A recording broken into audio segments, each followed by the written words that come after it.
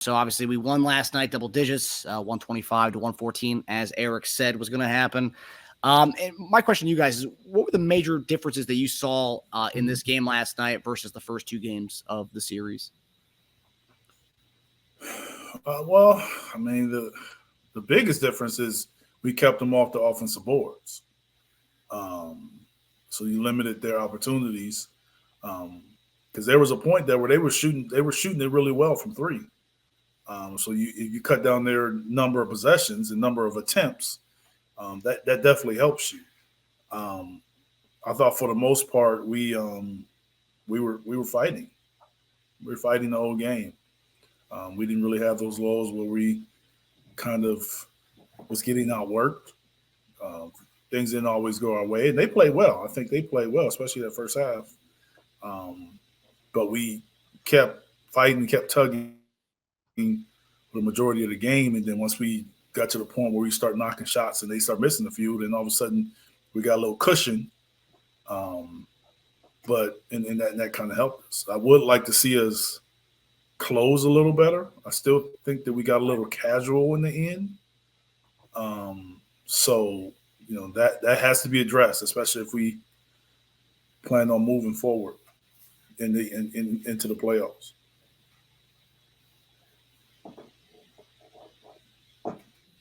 Teja, your thoughts? I had some notes. So first off, it was by far our best bench output of the series. Payne had 11, which is more than each of the last two games from everybody. So in total, we had 18, which is more than both games combined. It's the first time the Knicks did not have five double-digit scorers. It's the first time the Knicks did not have a double-digit rebounder. They only had 3 blocks compared to 6 and 7 in games 1 and 2. I noticed that. They shot really well, too, like you were saying, Eric. OG was 7 of 11. Hartenstein was 7 of 12. Hart was 8 of 16. Brunson, 13 of 27.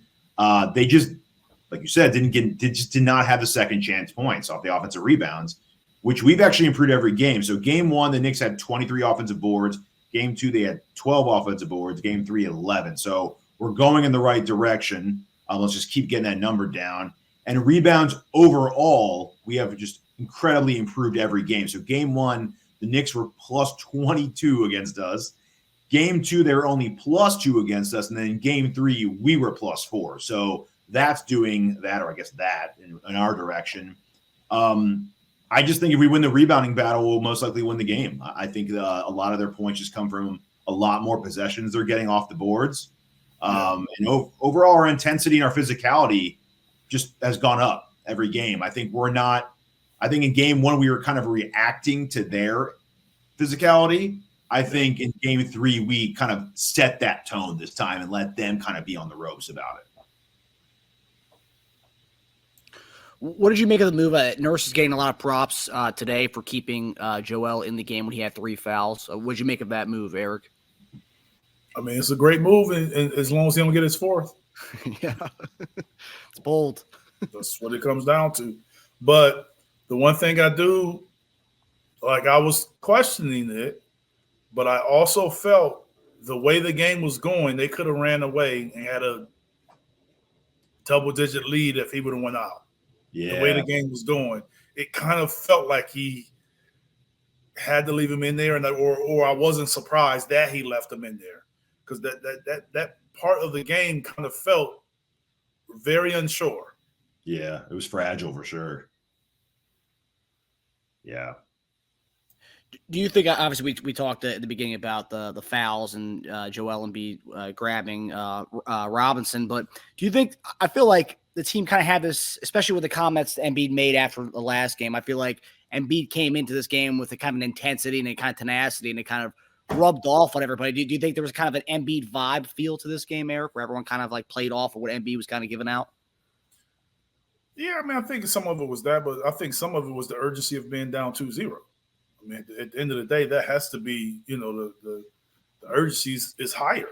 I mean, you have to win. You have to win your own games in order to increase your chances. So I think, yes, Joel's speak and his quote was nice, but I think at the end of the day, it's about we need a win, and we need to take care of home. If not when you're down 0-2, then when? Yeah, That's I what mean, I'm saying. like, You know, if you can't show up now, you're done. Just losing game 4 at home then if you can't do that in game 3 at home. Yeah, that's on the Lakers podcast. They're talking about that. The opposite of what we just talked about. Yeah.